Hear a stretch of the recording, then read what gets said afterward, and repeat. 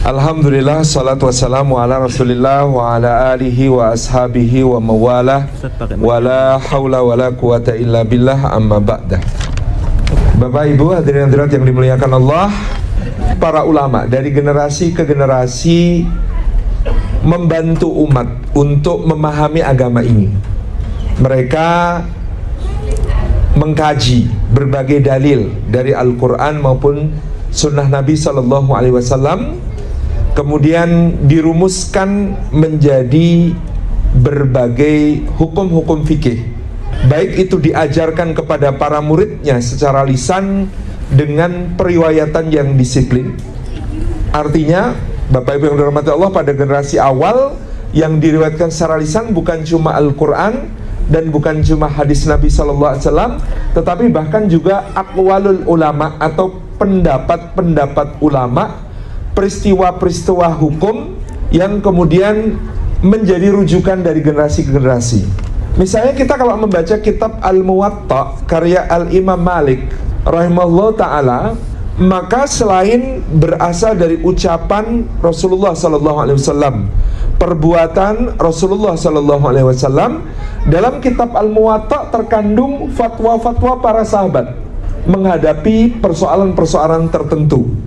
Dan dokumen yang sangat berharga dari kitab Al-Muwatta karya Imam Malik misalnya adalah bagaimana kemudian di masa Sayyidina Umar bin Khattab terjadi dinamika pelaksanaan hukum yang kemudian akan menjadi basic bagi para ulama berikutnya untuk merumuskan metode-metode menghadapi persoalan-persoalan baru yang belum pernah ada.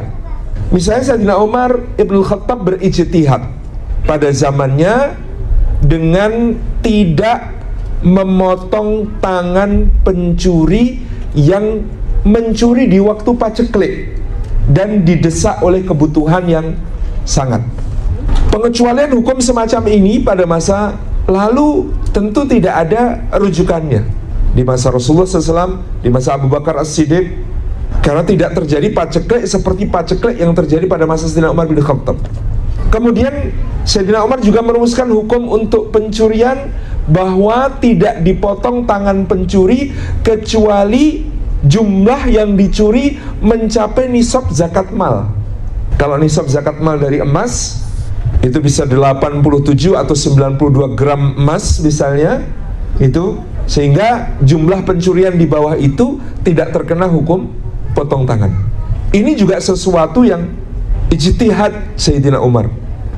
Disebutkan oleh para ulama kalau Sayyidina Abu Bakar As-Siddiq itu taksil, menjaga keaslian ajaran Rasulullah SAW dan selalu merujukkan pendapatnya kepada apa yang beliau lewati bersama Rasulullah SAW, maka Sayyidina Umar dituntut untuk banyak melakukan tatwir atau pengembangan hukum dan keilmuan Islam, karena beliau menghadapi persoalan-persoalan baru seiring dengan meluasnya wilayah Islam dan semakin banyaknya kaum muslimin dari berbagai macam suku dan bangsa. Wilayah kekuasaan Sayyidina Umar bin Khattab radhiyallahu anhu itu kalau dikonversi sekarang meliputi kira-kira 28 negara. Sehingga tentu Sayyidina Umar tertuntut untuk melakukan berbagai macam pengembangan fikih Islam pada zamannya. Maka nantinya taksil dan tatwir ini, menjaga keaslian ajaran dan mengembangkan ini akan menjadi dua hal yang selalu menghiasi dinamika keilmuan Islam. Pada abad pertama Hijriyah sampai abad kedua Hijriyah sampai abad ketiga Hijriyah, dinamika itu akan sangat luar biasa dahsyat, intens, sehingga menghasilkan dua mazhab utama di dalam pemahaman keagamaan Islam, yaitu mazhab ahlil athar atau ahlil hadis dan mazhab ahlil ra'i. Kalau ahlil athar, ahlil hadis, maka kecenderungannya adalah sudah riwayatnya begini, ya begini. Sementara mazhab ahlil ra'i tentu harus melakukan kajian-kajian dan mempergunakan ar-ra'yu, pemikiran dan rasio untuk menghadapi persoalan-persoalan baru. Sehingga kita kemudian melihat nanti mazhab ahlil asar atau ahlil hadis akan berkembang pesat di Hijaz, di Makkah, dan terutama di Madinah, dengan keadaan di kedua tempat itu dinamikanya tidak terlalu banyak karena masyarakatnya homogen, terdiri mayoritas bangsa Arab, dan kehidupannya sederhana. Demikian pula dalam cara berpikir, bangsa Arab pada saat itu juga simpel dan lugas. Akan berbeda kasus dengan yang dihadapi oleh kaum muslimin di wilayah-wilayah baru, terutama yang merupakan bekas pusat-pusat peradaban lama yang telah memiliki kehidupan yang kompleks dan kosmopolitan. Seperti kemudian yang terjadi di Irak dan juga terjadi di negeri Syam.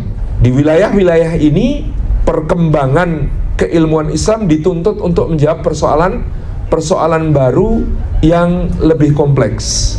Di Madinah misalnya, orang memikirkan tentang zakatul fitr, zakat fitrah yang kita bayarkan pada menjelang Idul Fitri, itu sederhana. Makanan pokoknya tidak berubah. Bisa dengan gandum, bisa dengan kurma. Tetapi ketika kemudian memasuki negeri-negeri yang jauh, maka harus dijawab persoalan-persoalan baru yang berkaitan dengan itu. Sehingga nanti misalnya Imam Abu Hanifah di Kufah akan memberikan fatwa tentang membayar zakatul fitr itu dengan kismis, dengan anggur, dengan fustuk, pistachio, gitu ya, dan lain sebagainya yang sangat beragam. Persoalan-persoalan yang terjadi di Irak juga menjadi persoalan-persoalan yang lebih kompleks. Misalnya Imam Syafi'i nanti satu saat ketika masih di Irak akan ditanya bagaimana seorang suami yang memberikan sesuap makanan kepada istrinya, mungkin berupa kurma, lalu suami itu berkata kepada istrinya ketika istrinya mengunyah kurma itu, demi Allah, aku bersumpah kalau kau telan kurma itu atau kalau kau muntahkan kurma itu, maka engkau tercerai dari diriku. Apa yang harus dilakukan si istri supaya dia tidak tercerai dari suaminya? Apa yang harus dilakukan si istri supaya dia tidak tertolak dari suaminya? Yang mampu menjawab hanya Imam Syafi'i. Beliau mengatakan, hendaklah dia telan separuh, dia muntahkan separuh. Maka dengan begitu dia tidak tercerai dari suaminya. Jadi kalau ditelan semuanya, tercerai. Kalau dimuntahkan semuanya, tercerai. Kalau ditelan separuh, dimuntahkan separuh, maka tidak tercerai. Pertanyaan-pertanyaan usil semacam itu akan banyak terjadi di Irak. Maka karena hal inilah fikih berkembang pesat pada abad kedua, ketiga, dan keempat Hijriyah dengan sangat masif, dan dialektika di antara kedua madhab ini, Ahlul Ra'yu dan Ahlul Hadis, nanti akan disatukan oleh imam ketiga, Al-Imam Muhammad bin Idris Asy-Syafi'i, menjadi rumusan-rumusan yang disebut sebagai usulul fiqih atau dasar-dasar ilmu fikih, dengan metode-metode istimbatul ahkam atau penyimpulan hukum yang kemudian akan diwarisi oleh para ulama di waktu berikutnya selama berabad-abad dengan sangat mantap. Pada masa rintisannya, maka kita melihat ilmu berkembang sesuai dengan migrasi para sahabat Rasulullah SAW. Maka Nabi SAW mengatakan, para sahabatku adalah bagaikan gugusan bintang di langit. Siapa yang mengambil mereka, petunjuk dari mereka, niscaya dia tertunjuki menuju ke jalan yang lurus. Jadi sebab wafatnya Rasulullah SAW, para sahabat banyak melakukan hijrah ke negeri-negeri baru, termasuk yang baru saja dibebaskan oleh umat Islam, baik dari Kekaisaran Romawi maupun dari Kemaharajaan Persia. Sebagian besar sahabat misalnya tercatat lebih dari 10.000 sahabat berpindah ke negeri Syam, menghuni kota-kota seperti Baitul Maqdis, Damaskus, Halab, Aleppo, Homs, dan lain sebagainya. Banyak sahabat lain kemudian menuju ke masa Sayyidina Umar ibn Khattab, dibangun kota Kufah dan kota Basrah di Irak. Dibangun pula kota Fustat atau kota Kairo di Mesir. Ini menjadi pusat-pusat baru dari perkembangan keilmuan, yang kemudian para sahabat ini memiliki para murid, yang muridnya ini kemudian mengembangkan berbagai macam keilmuan tersebut. Tak terkecuali di Kufah, ada keistimewaan tersendiri di kota Kufah, karena ke kota Kufah inilah Sayyidina Ali bin Abi Thalib memindahkan ibu kota kekhalifahan. Jadi ketika terjadi kisruh di Madinah, Sayyidina Utsman ibnu Affan terbunuh secara zalim di rumah beliau, dan kemudian para sahabat membaiat Sayyidina Ali bin Abi Thalib untuk menjadi khalifah, untuk menjadi pengganti beliau. Maka melihat kondisi Madinah yang dengan penuh fitnah, penuh orang-orang yang tidak jelas asal usulnya dan melakukan kasak kusuk dalam berbagai intrik politik terjadi, Sayyidina Ali bin Abi Thalib memindahkan pusat pemerintahan dari Madinah ke kota Kufah, di mana kota Kufah hampir secara bulat penduduknya mendukung Sayyidina Ali bin Abi Thalib. Dan posisi kota Kufah yang berada di Irak lebih mudah bagi Sayyidina Ali bin Abi Thalib pada saat itu untuk meredam berbagai gejolak yang terjadi dari arah utara, yaitu dari arah negeri Syam, di mana setelah Sayyidah Aisyah, Talha dan Zubair sempat berkonflik dengan Sayyidina Ali dalam Waqatul Jamal, tetapi kemudian selesai masalahnya di Kufah dan Basrah pada masa itu, salah satu pihak yang beroposisi terhadap kepemimpinan Sayyidina Ali bin Abi Thalib yang paling kuat adalah Gubernur Syam Muawiyah bin Abi Sufyan.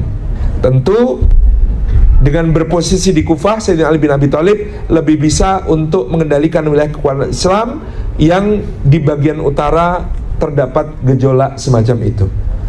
Keberadaan Sayyidina Ali bin Abi Thalib di kota Kufah diikuti oleh sahabat-sahabat yang lain, di antara adalah Sayyidina Abdullah bin Mas'ud. Yang Sayyidina Abdullah bin Mas'ud adalah murid dari Sayyidina Umar bin Khattab radhiyallahu anhu. Dalam soal fikih, beliau Sayyidina Abdullah bin Mas'ud banyak kemudian berfatwa dengan apa-apa yang dia dengar dari Sayyidina Umar bin Khattab pada masanya.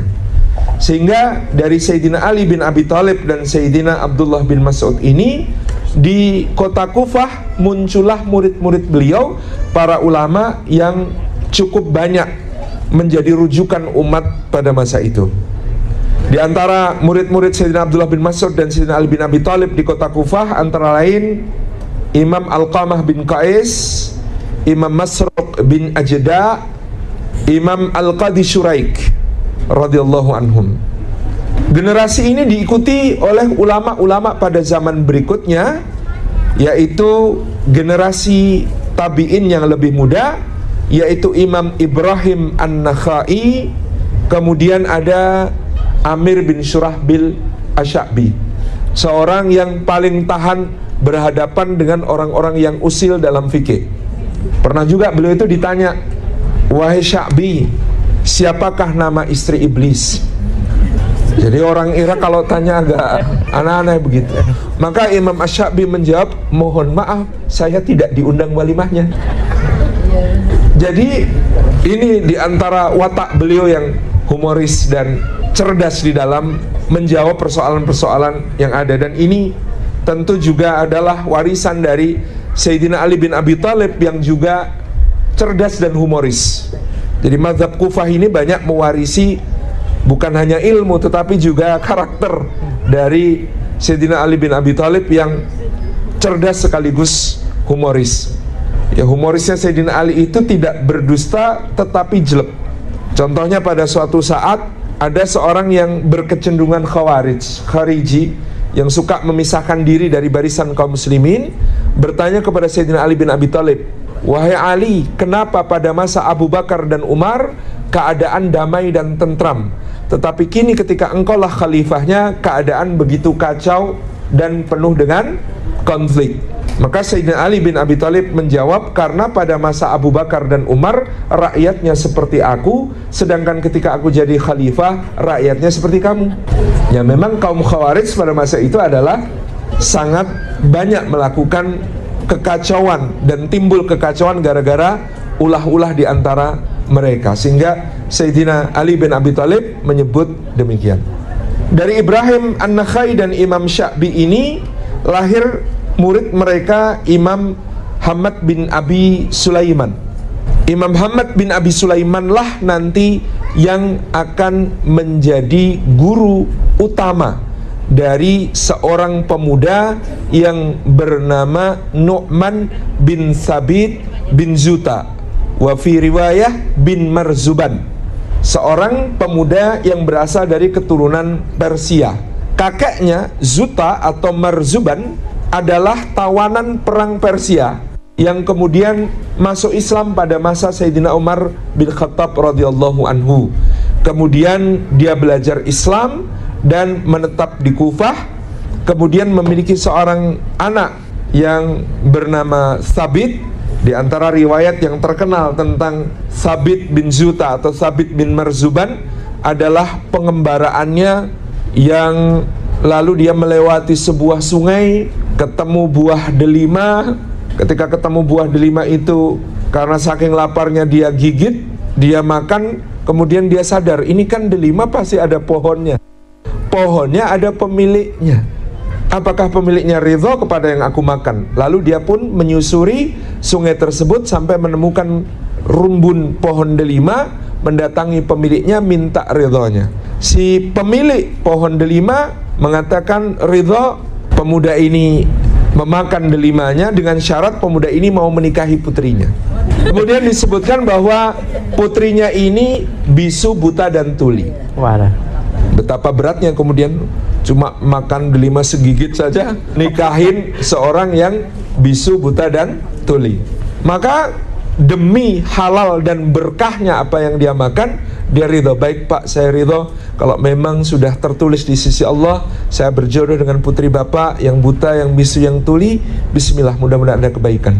Ternyata ketika mereka kemudian menikah, barulah si pemuda ini, Sabit bin Marzuban ini tahu bahwa yang dimaksud buta, tuli, dan bisu. Buta, dia tidak pernah melihat yang haram. Bisu, dia tidak pernah berbicara yang haram. Tuli, dia tidak pernah mendengar yang haram. Seorang wanita salihah yang sangat terjaga, dipingit di dalam rumahnya, dididik dengan adab, ilmu, dan akhlak yang mulia.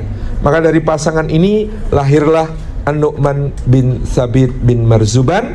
Dan Sabit yang seorang pedagang kemudian memulai bisnis berjualan pakaian dan kain-kain yang nanti juga akan diteruskan oleh An-Nu'man bin Sabit alias Al-Imam Abu Hanifah rahimahullah ta'ala, tokoh yang akan menjadi inti cerita kita pada siang hari ini.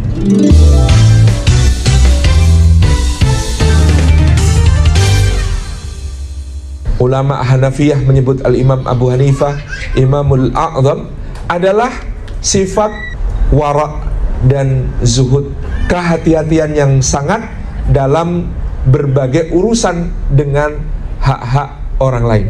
Maka dalam mazhab Imam Abu Hanifah, kehati-hatian dalam soal akad dan muamalah itu adalah poin yang sangat penting, yang tidak pernah ditinggalkan. Mazhab Imam Abu Hanifah mungkin terkesan agak longgar dalam soal taharah, dalam soal bersuci misalnya, dalam soal mungkin wudu, dalam soal semuanya rata-rata ringan. Tetapi kalau dalam soal akad, hal-hal muamalah, maka fikih mereka menjadi lebih ketat. Karena tadi menjaga hak sesama itu menjadi disiplin hidupnya Imam Abu Hanifah yang terwaris kepada para muridnya dan terasa sampai hari ini. Nah, Imam Nu'man bin Sabit Abu Hanifah ini pertama-tama karena sibuknya berjualan dan dia berjualan dengan adab dan akhlak yang mulia, satu hari ditegur oleh Imam Syafi'i. Jadi orang yang menginspirasi Abu Hanifah untuk belajar ilmu adalah Imam Syafi'i. Beliau mengatakan, kamu pedagang yang cerdas dan sangat hati-hati, maka alangkah baiknya kalau kamu memahami fikih, memahami ilmu, memahami agama. Inilah yang menjadikan beliau kemudian belajar ilmu. Maka di antara guru-guru beliau, antara lain pertama Imam Ja'far As-Sadiq bin Muhammad Al-Bakir bin Ali Zainal Abidin bin Husain bin Ali bin Abi Thalib. Imam Ja'far As-Sadiq ini diklaim oleh Syiah sebagai imam mereka. Tetapi dari murid-murid beliau seperti Imam Abu Hanifah maupun Imam Malik bin Anas, tentu kita faham bahwa Imam Ja'far seorang yang lurus dalam Ahlus Sunnah wal Jamaah. Imam Ja'far As-Sadiq termasuk yang awal-awal khawatir di kecenderungan Imam Abu Hanifah untuk menggunakan pemikirannya merumuskan hukum-hukum baru dan melakukan analogi hukum yang disebut sebagai qiyas. Sehingga Imam Ja'far As-Shadiq pernah mengingatkan Imam Abu Hanifah dengan kata-kata, hati-hatilah wahai Nu'man tentang qiyas, karena yang pertama melakukan qiyas adalah iblis. Apa maksudnya melakukan qiyas adalah iblis? Iblis itu melakukan qiyas dengan mengatakan begini, ana khairum minhu khalaqtani min nari wa khalaqtahu min tin. Ya Allah, saya lebih baik daripada Adam. Qiyasnya, karena engkau ciptakan dia dari tanah, engkau ciptakan saya dari api. Kalau api lebih baik daripada tanah, maka saya lebih baik daripada Adam. Itulah qiyasnya. Api lebih baik daripada tanah. Aku dari api, dia dari tanah, maka aku lebih baik daripada dia. Itu qiyasnya atau analoginya iblis. Nah, Imam Abu Hanifah sangat menghormati gurunya. Beliau menyimak apa yang diperingatkan gurunya, tetapi beliau meyakinkan qiyas yang sahih itu makbul, tetapi qiyas yang batil itu tentu harus dijauhi. Qiyasnya iblis termasuk qiyas ghairu makbul. Qiyasnya iblis termasuk qiyas yang tidak dapat diterima. Kenapa? Karena siapa bilang api lebih baik daripada tanah? Itu klaim sepihak.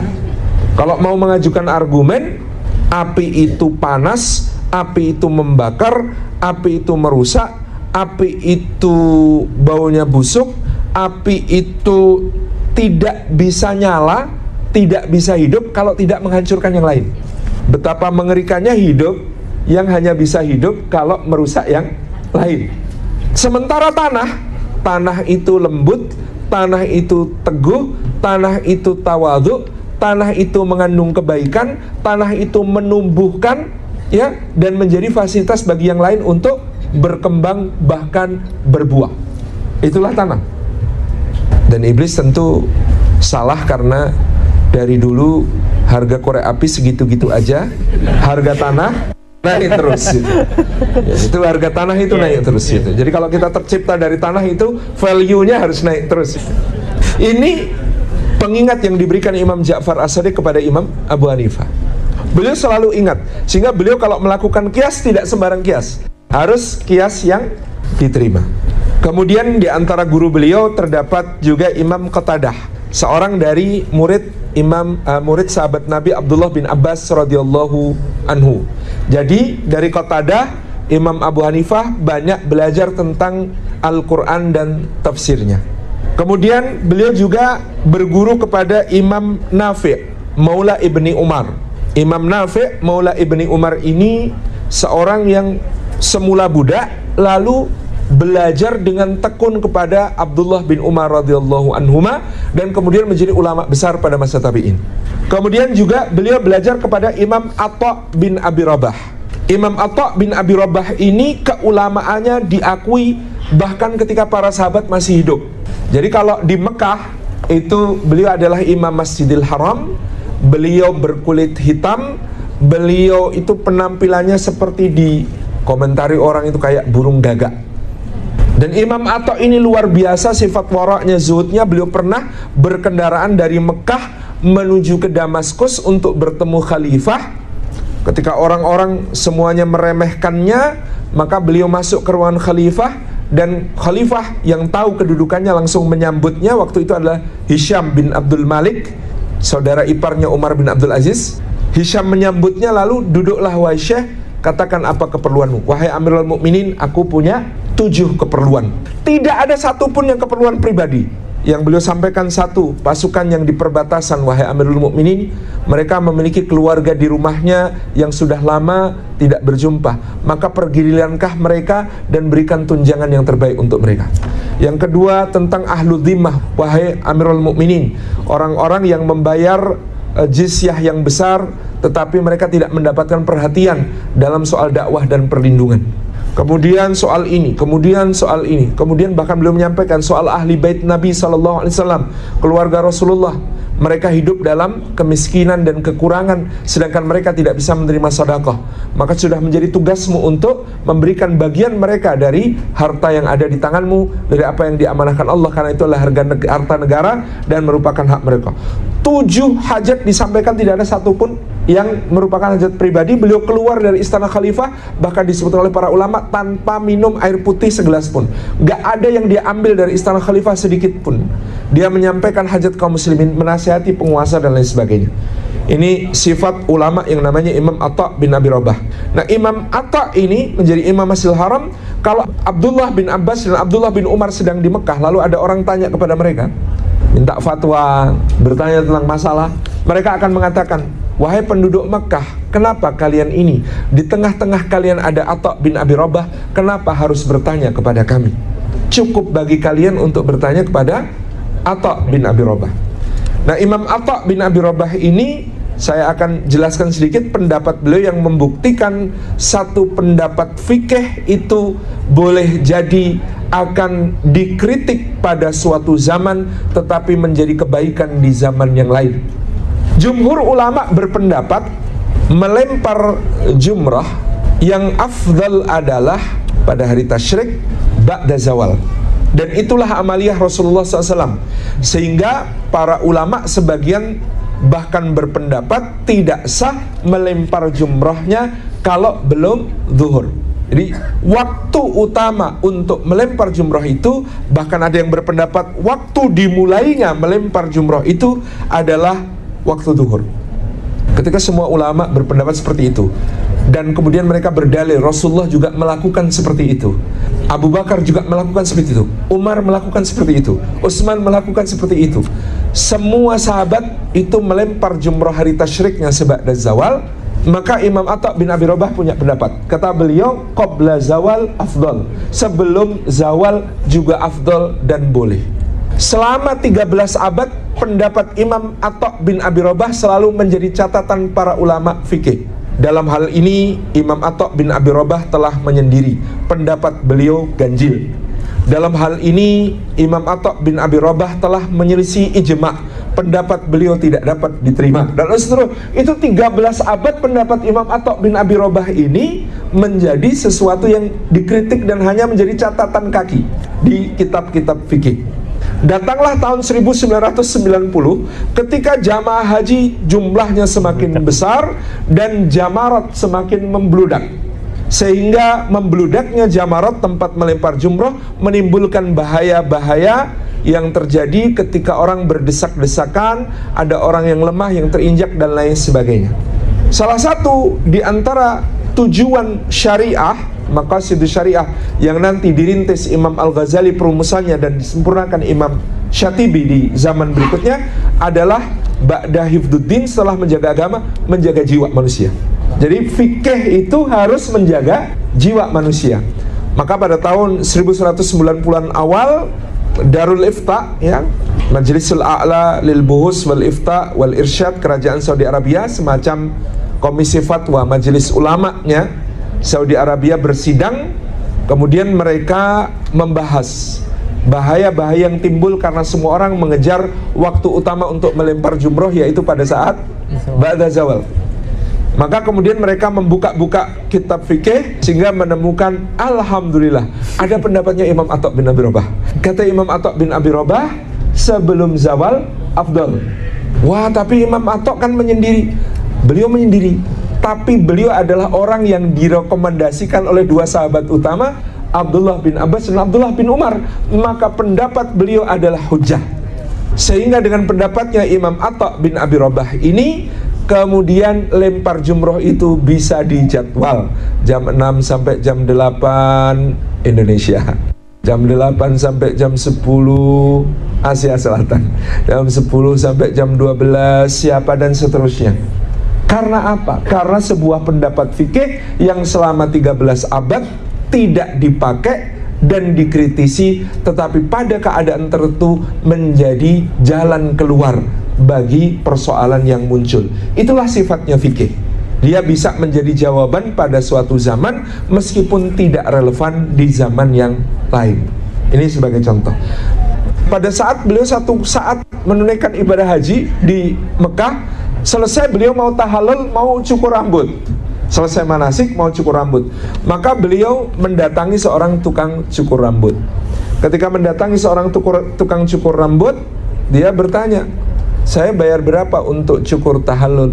Kata tukang cukur rambut, "Wahai anak muda, janganlah menanyakan bayaran, karena ini adalah ibadah. Mari bersama-sama ibadah." Lalu Imam Abu Hanifah duduk untuk dicukur. Tukang cukur itu kemudian menggeser arah hadap Imam Abu Hanifah. "Kenapa kamu menghadap ke sana? Hadaplah ke sini." "Hadap kemana?" "Hadaplah ke kiblat ketika untuk aku cukur tahallulmu." "Oh, baik." Lalu Imam Abu Hanifah menyorongkan kepalanya untuk dicukur, dan beliau menyorongkan sisi sebelah kiri dulu. "Wahai hamba Allah," kata tukang cukurnya, "bukan yang kiri, tapi yang kanan dulu." Kemudian dicukur sebelah kanan dulu.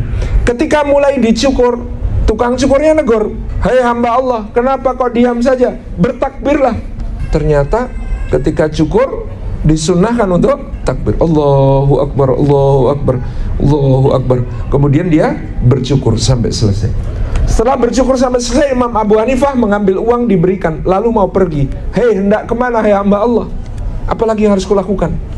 Kamu sudah selesai menjalankan manasik, maka bersyukurlah kepada Allah. Salatlah 2 rakaat. Ada. Terus salat 2 rakaat. Setelah selesai, maka kemudian Imam Abu Hanifah bertanya, "Dari mana Anda tahu hal-hal ini tadi?" Kata tukang cukurnya, "Aku melihat Atha bin Abi Rabah melakukan itu, maka semua yang cukur sama aku kuajari itu." Lalu begitu mendengar hal ini, Imam Abu Hanifah langsung bertekad, "Kalau begitu aku mau belajar kepada Imam Atha bin Abi Rabah." Jadi ini diantara keilmuan yang kemudian sampai kepada Imam Abu Hanifah. Imam Atha menjadi salah satu gurunya di kota Makkah. Tapi nama-nama yang bisa kita sebutkan tentang jumlah guru Abu Hanifah sangat sedikit dibandingkan apa yang ditulis dalam biografi beliau. Biografi Imamul A'zam Abu Hanifah itu disebutkan bahwa total guru beliau 4.000 orang. Tentu termasuk guru-guru yang sangat sebentar berinteraksi dan beliau meriwayatkan hadis dari mereka. Tapi kalau di total, maka yang menjadi Syekhu Abu Hanifah, gurunya Abu Hanifah itu totalnya mencapai 4.000 orang. Ada 7 yang berasal dari kalangan sahabat, berarti Imam Abu Hanifah adalah di antara tabi'in, dan ada 83 dari kalangan tabi'in, sisanya adalah para ulama pada zaman beliau. Jadi tercatat yang masih hidup ketika Imam Abu Hanifah berusia remaja itu ada sahabat Jabir bin Abdullah, ada Anas bin Malik, ada Sahal bin Sa'ad As-Sa'idi, ada Ibnu Abi Aufa, ada Abu Tufail, dan beberapa sahabat yang lain. Riwayat lain mengatakan meskipun Imam Abu Hanifah sezaman dengan mereka, tetapi tidak banyak di antara mereka yang berhasil beliau jumpai. Sehingga ada yang berbeda pendapat mengatakan Abu Hanifah lebih cocok disebut sebagai atba'ut tabi'in, bukan dari kalangan tabi'in. Wallahu a'lam bishawab.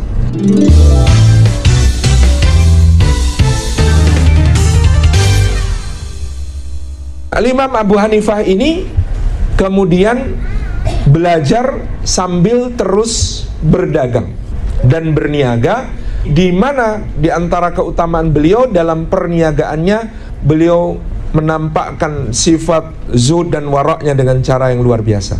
Satu kali beliau hendak menjual sebuah pakaian yang sangat bagus, tetapi ada sedikit cacat di bagian leher pakaian tersebut, di kerah pakaian tersebut.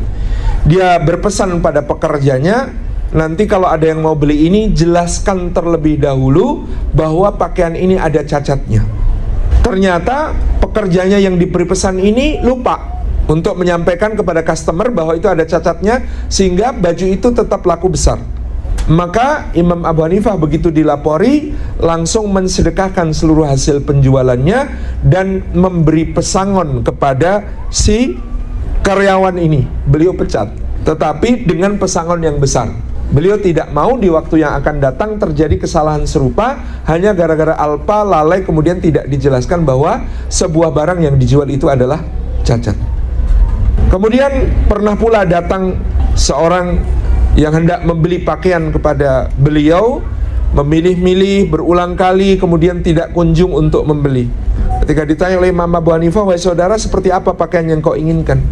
"Aku menginginkan yang ini, hanya saja ini sepertinya uangku kurang." "Saudara, ambil pakaian itu." "Kenapa?" "Ini dari jenis kain yang sama sudah dibuat beberapa pakaian. Untung yang aku dapat sudah melampaui modal yang aku perlukan dulu, sehingga pakaian ini adalah hadiahku untuk." Seperti itulah Imam Abu Hanifah biasa melakukan hal yang baik, bahkan juga kepada muridnya. Imam Abu Yusuf Al-Qadhi bercerita, "Pada waktu aku kecil, aku adalah orang yang miskin. Ya, kemudian aku diminta oleh ayahku untuk bekerja membantu kebutuhan keluarga. Tapi aku kemudian menyempatkan waktu untuk belajar kepada Imam Abu Hanifah di majelisnya. Beberapa kali aku hadir, lalu aku tenggelam dalam pekerjaanku karena memang sibuk sekali membantu ayahku. Aku bertanya kepada ayahku, 'Ayah, apa kau boleh lagi belajar kepada Abu Hanifah?' Ayahku berkata, 'Abu Hanifah orang kaya raya, biarlah dia dengan ilmunya. Kamu ini orang miskin, sudahlah bekerja bantu ayah.' Maka Imam Abu Hanifah itu meskipun Abu Yusuf baru beberapa kali hadir, hafal. Tidak lama kemudian dicari dan beliau kemudian mendatangi rumahnya, lalu mendatangi ayahnya. 'Sebaiknya putra Anda tetap belajar bersama kami di majelis kami. Dia harus bekerja begini. Berapa penghasilannya sebulan kalau bekerja bersama engkau? Sekian.' Maka Imam Abu Hanifah setiap bulan membayar keluarga itu sejumlah uang seperti yang dihasilkan oleh Abu Yusuf kalau bekerja, sementara Abu Yusuf dia minta untuk hadir di majelisnya terus. Dan Imam Abu Yusuf kemudian menceritakan, 'Ayahku wafat. Maka ketika ayahku wafat, ibuku mengatakan, sekarang kamu sudah tidak usah lagi ke tempatnya Abu Hanifah. Kamu sekarang tulang punggung keluarga.' Maka kemudian Abu Yusuf bekerja lagi, didatangi lagi oleh Imam Abu Hanifah. Kemudian ditanya, kenapa tidak belajar lagi? Dia sekarang gantikan ayahnya, bekerja untuk menjadi tulang punggung. Berapa yang dihasilkan ayahnya dari pekerjaannya? Dibayari oleh Imam Abu Hanifah. Karena Imam Abu Hanifah berkata, 'Bu, biarkan dia belajar bersama kami, karena aku pernah bermimpi melihat putramu makan falujat bil fustuk.' Falujat bil fustuk itu kue yang sangat mahal pada zaman itu, yang tidak ada orang miskin yang kuat beli. Maka sepanjang itu Imam Abu Yusuf belajar kepada Imam Abu Hanifah. Yang menarik, begitu Imam Abu Hanifah menjelang wafat, hartanya dibagi-bagikan kepada murid-muridnya, tapi Abu Yusuf gak dikasih. Abu Yusuf gak dikasih. Kemudian Abu Yusuf ini ya mungkin setengah komplain, "Guru, kok saya gak kebagian?" Kemudian Imam Abu Hanifah mendekatkan Abu Yusuf ke sisinya, kemudian mengatakan sambil berbisik, "Sesungguhnya kelelawar memiliki mani seperti maninya laki-laki." Jadi dia cuma dikasih wasiat itu. Sesungguhnya kelelawar memiliki air mani seperti maninya laki-laki. Dan ternyata wasiat itu sangat bermanfaat bagi Abu Yusuf. Meskipun mikir, yang lain dikasih harta, aku cuma dikasih kalimat gak jelas. Pada zaman Harun ar-Rasyid, ketika Abu Yusuf menjadi qadhi, terjadi peristiwa menggegerkan. Di ranjangnya Zubaidah ditemukan oleh khalifah cairan yang sangat mirip dengan sperma. Maka Harun ar-Rasyid sangat murka, menuduh istrinya berselingkuh. Zubaidah bersumpah, "Demi Allah, saya tidak berzina." Maka diundanglah Imam Abu Yusuf untuk mengadili. Imam Abu Yusuf mengatakan, "Coba periksa langit-langit atap." Kemudian dicek langit-langit atap, ternyata di situ ada kelelawar. "Sesungguhnya Abu Hanifah pernah menyampaikan kepadaku, kelelawar memiliki mani yang mirip mani laki-laki." Jadi ini adalah perbuatan kelelawar, bukan manusia. Selesai. Lalu Harun ar-Rasyid karena senang menjamu makan Imam Abu Yusuf.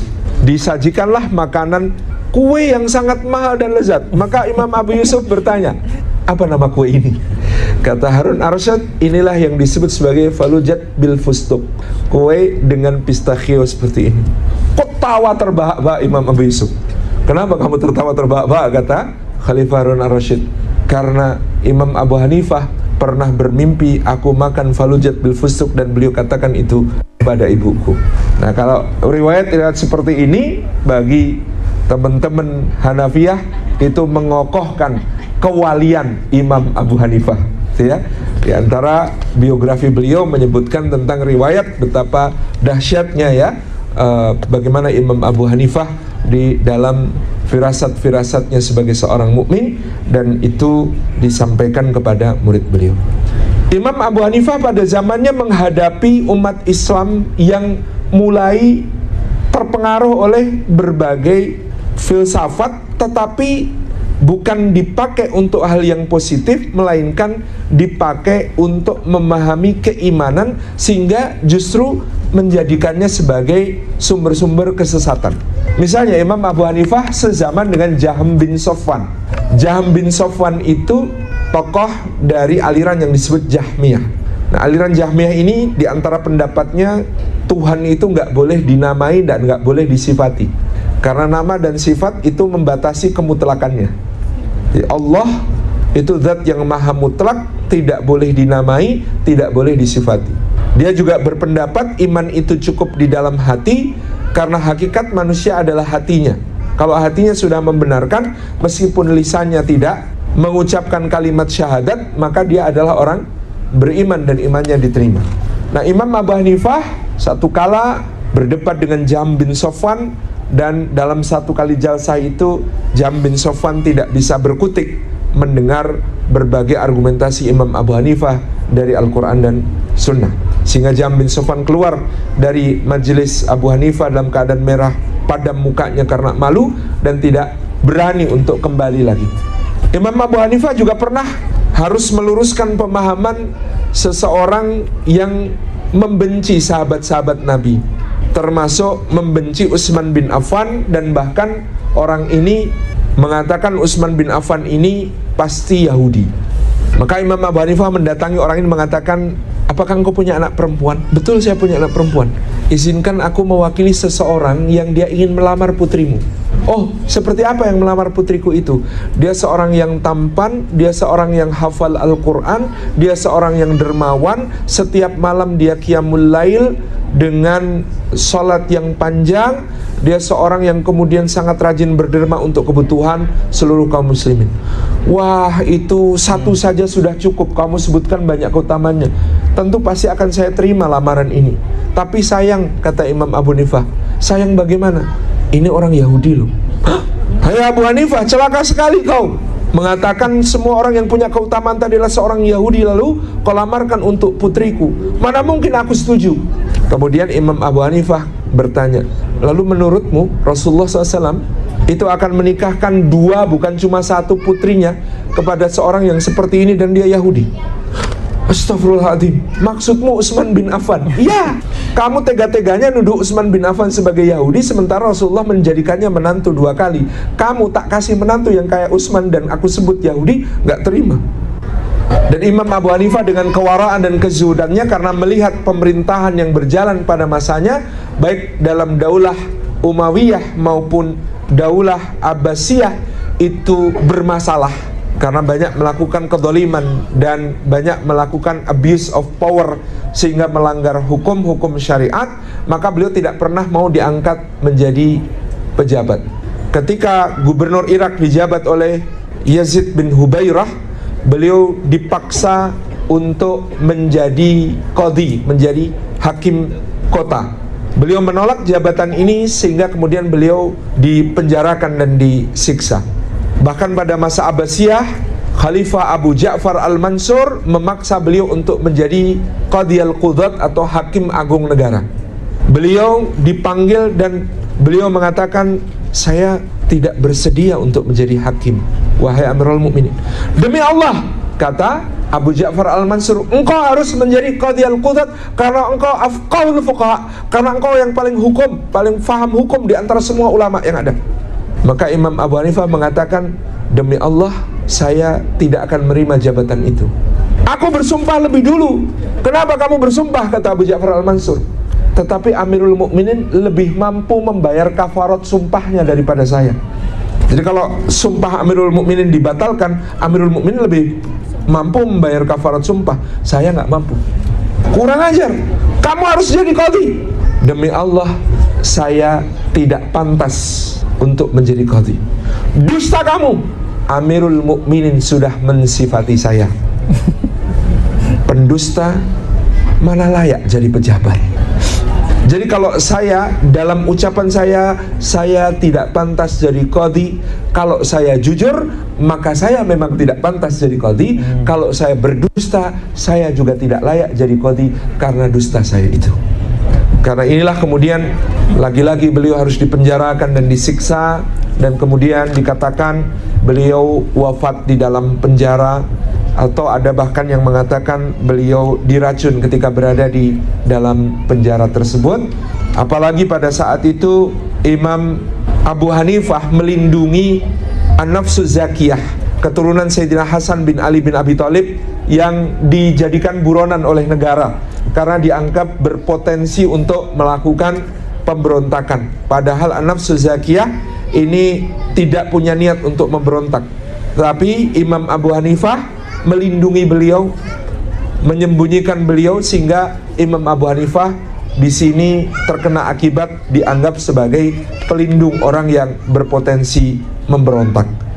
Inilah yang menjadikan beratnya Imam Abu Hanifah di dalam menjalani kehidupannya di usia sepuhnya, karena kondisi yang dihadapinya secara politik sangat tidak stabil pada masa tersebut. Nah, Bapak Ibu yang dirahmati oleh Allah, sedikit kemudian harus kami jelaskan selain riwayat mulia Imam Abu Hanifah yang luar biasa ini, yang Imam Malik memuji beliau. Jadi Imam Abu Hanifah itu pernah mengunjungi Imam Malik di majelisnya secara diam-diam. Kemudian ketika keluar, murid-muridnya tanya, "Wahai Imam Malik itu biasanya jarang-jarang kemudian beliau memperlakukan tamu sedemikian istimewa. Karena khalifah saja suruh duduk di bawah kalau sama Imam Malik. Ini kok diajak ngobrol berdua dengan begitu akrabnya. Ini siapa?" gitu ya. Jadi Imam Malik itu nanti akan kita pelajari, beliau kalau berpenampilan itu sangat megah dan sangat berwibawa, sampai-sampai kalau Harun Ar-Rasyid jajar Imam Malik itu kalah wibawa. Nah ini kok ada orang didudukkan di sampingnya ngobrol asik lama. Murid-muridnya tanya, itu siapa? Itu tadi adalah orang yang seandainya dia mengkiaskan bahwa masjid ini adalah pohon, niscaya kalian percaya bahwa masjid ini adalah pohon. Dialah Abu Hanifah An-Nu'man. Itu ya. Kemudian Imam Syafi'i memuji Imam Abu Hanifah dengan kata-kata, semua orang di dalam fikih ayalun li Abi Hanifah. Semua orang dalam ilmu fikih utang besar dan adalah keluarga bagi Imam Abu Hanifah. Fikih Imam Abu Hanifah seperti kita ketahui, karena tadi beliau berhadapan dengan berbagai penyimpangan akidah. Kitab beliau judulnya Al-Fiqhul Akbar, fikih yang sangat besar. Itu justru sebagian besarnya membahas tentang pelurusan akidah. Jadi pada zaman itu yang dimaksud fikih juga adalah pelurusan akidah. Dan pada zaman itu yang dimaksud dengan bid'ah itu adalah bid'ah dalam akidah. Jadi mayoritas yang dibahas adalah bid'ah dalam akidah, bukan dalam khilafiyah furu'iyah apalagi. Nah, kita kemudian bisa mempelajari di antara dasar-dasar fikih Imam Abu Hanifah adalah dengan Al-Quran, dengan hadis yang mutawatir atau paling tidak masyhur.